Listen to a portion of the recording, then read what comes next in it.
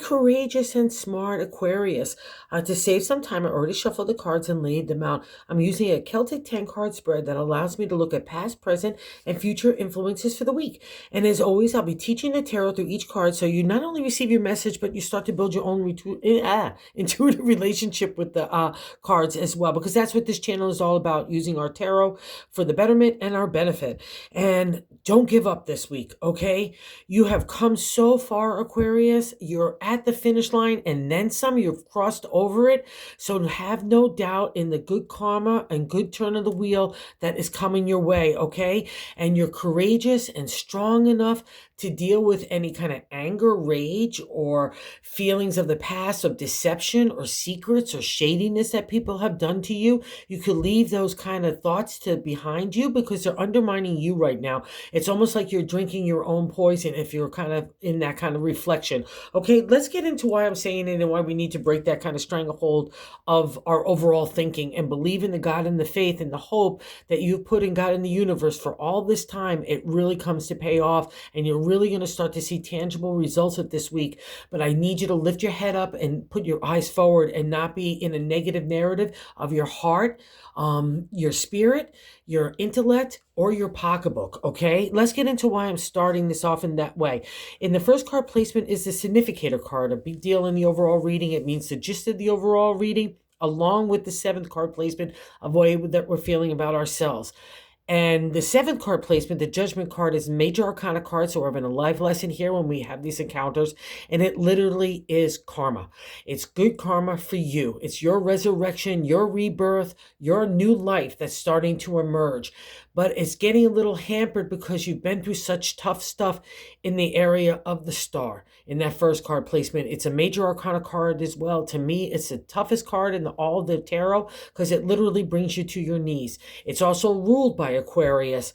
It's our thinking, it's our thoughts that is being tested, our identity, honesty, integrity. It's building our character all through the trials and tribulations of the challenges in those areas that bring you to a new identity. The whole kit and caboodle, family, home, relationship, work, health, community, society, which you rule as well, has all been in an upheaval and chaos for a really long time. And it's starting to settle down, and you're starting to find your footing. And that's probably why this reflection is coming into play, is like you're wondering, is God on my side? Is the universe working in my favor? Was it all worth naught? No, it absolutely was worth everything. And there's a good reward for taking up the challenges in that way that God put forth you as a part of life lessons. That's what the major arcana is all about. It's about life lessons that have us reflecting and reaching for a higher consciousness and understanding and different perspectives and understanding as well.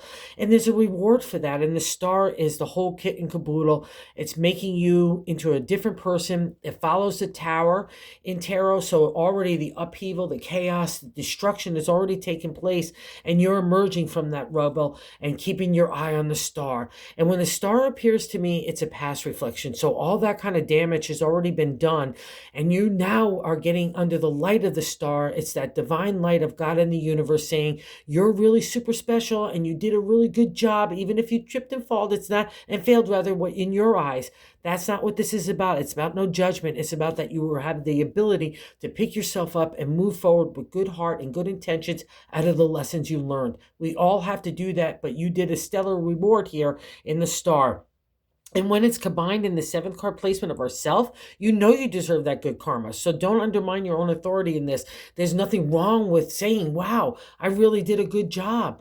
I know that God in the universe is going to reward me. That's exactly a good carrot to follow, because that's exactly what happens, especially in reflection of these two cards. And wow, sitting between it, I just hate to pop around Aquarius, but I have to. Sitting between it in that fifth card placement, which is leaving your life in that placement, is the Fool.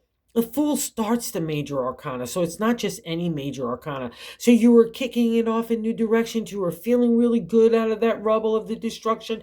You've been really working hard on that good heart and that good idea for yourself, what you want to do and how you want to do it. Those are never easy lessons to kind of conquer, but you did it. And the Fool says that reflection here of that new day dawning. It's dawning around you. And the Fool kicks it with a kind of naivety and a happiness and a joy that's probably been lacking for a really long time. time. So let's not settle in the star, because the star is actually wants to kick the fool off in that journey, right? Because you've learned those tough life lessons, and now God's kind of first karmic reward is the fool. So let's not undermine yourself, all right? And you just might be really tired, and you might be stirred up with anger, rage, or ego, pride areas, because the crossing card from allowing the star to really manifest in the light around you, and that hope and faith that gets materialized in your reward, is the strength card. So we're having another encounter with the major arcana. Oh, wow, they're all together. That's so cool.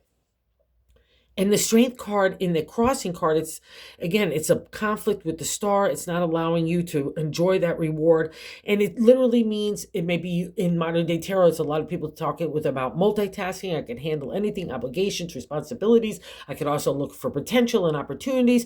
I have all this wherewithal. I can handle anything. And on the side, it would mean that maybe that's not true. But also to the ancient tarot, it's all about our thoughts. Whatever starts up in that mindset is going to set the tone for the day, right? Our attitude, our approach, our actions, our words. And the strength is dealing with those kind of thoughts that can get the negative side of us, or even like those animal instincts. That's why the lion is there. We're overcoming those rage and anger in that animal beast, right? I don't want to roar. I want to maybe a soft purr, or have a different approach. And those are the dynamics within ourselves, and we're conquering them. To not maybe conquer them, I really don't like that word actually. It's living in partnership with them, right? Because a nice little dose of ego could translate into confidence and pride, but too much of it is burning and stunning, and nobody likes to be around that kind of person, right? So that's the dynamic of the strength. So maybe you're feeling like you can't control anger, rage, or maybe you're feeling like you're deceived, because in the fourth card placement is the Seven of Swords. And the fourth card placement is the base of the matter in the 10 card spread, and also to the gut feeling. And the 7 is the contemplation, meditation of new moves in the area of our thoughts, our identity. It's the secret number. I'm looking for honesty and truth. And a lot of people take this card as deception. So if you've had shady McGady people come at you, maybe in your gut feeling like you're maybe a little untrusting, and that's making you leery, or making you angry, or rage, or even your ego and pride getting kind of accelerated as well. But it's also, it gives you the cover if you need to be kind of secretive in your maneuvering, right? Sometimes we like to keep the cards close to our chest. So if that's something that has to happen in these new moves that you're doing, just in, or making as well, or planning out, trust that, but don't let anything undermine your authority, because you, again, the 7 is a journey into the 10, right, of the minor arcana. So we're wrapping up. So we've learned some stuff. You need to trust your your identity as well as your intellect, because you've got the superpower. You rule the intellect in the zodiac and in the tarot too. So no fear here. And I think it's also too, because maybe a lot of stirring up in the third card placement, the top of the matter in the 10 card spread.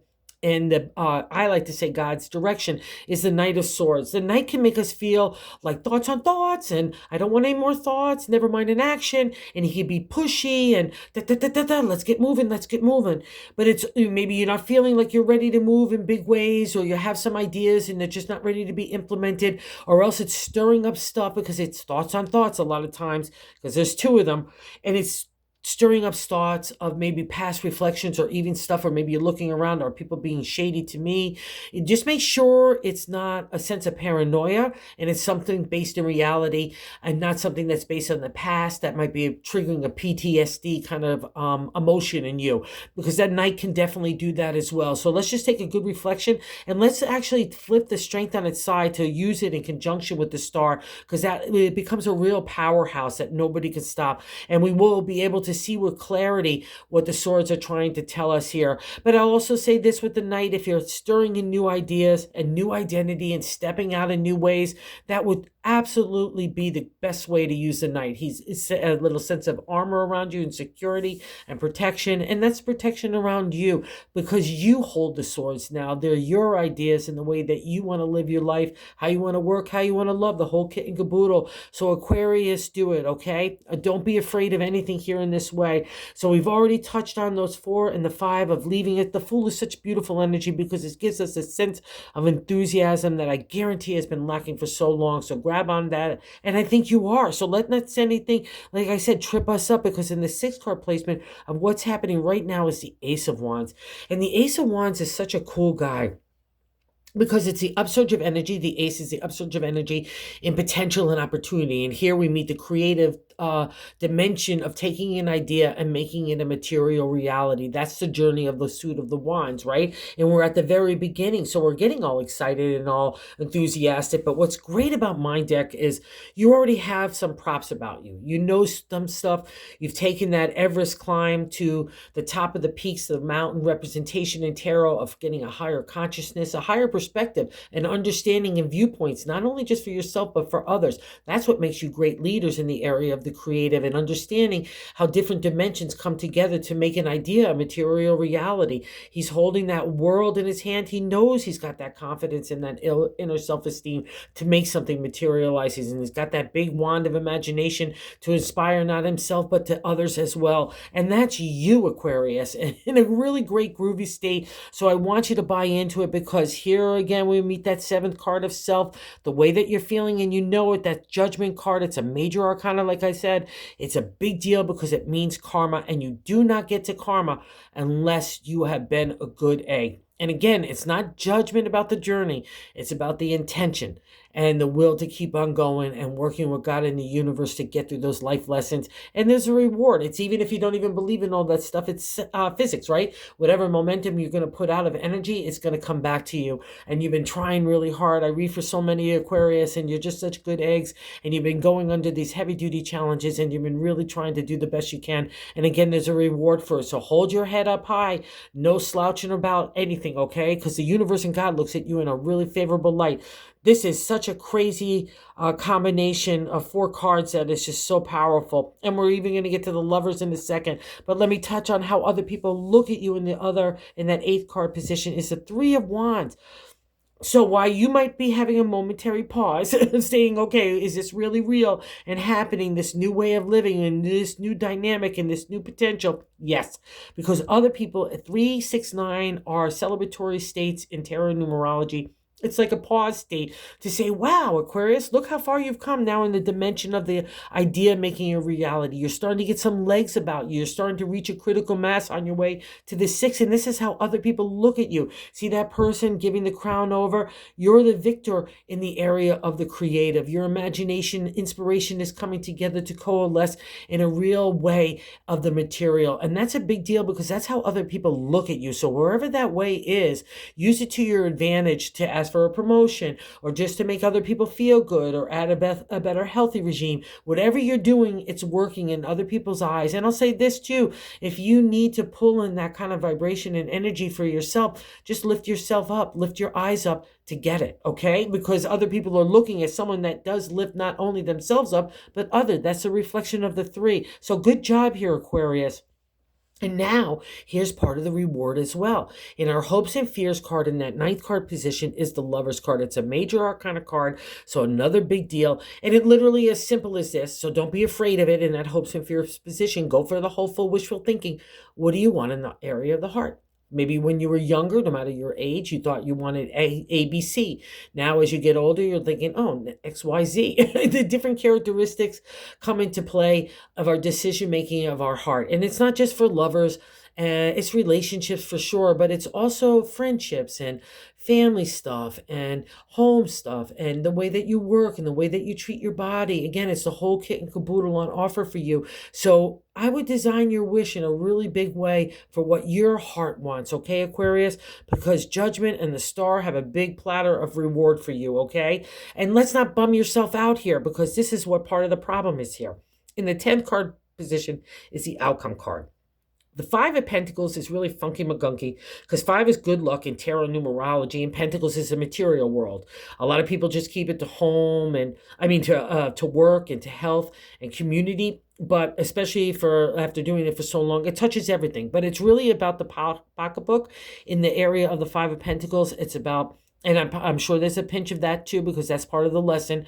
But it's also about our ego, our pride, our job titles, even a relationship that we feel like, oh, it looks great in everybody else's eyes, or putting up a facade anywhere that you no longer serves you. It's the way that you're thinking about it.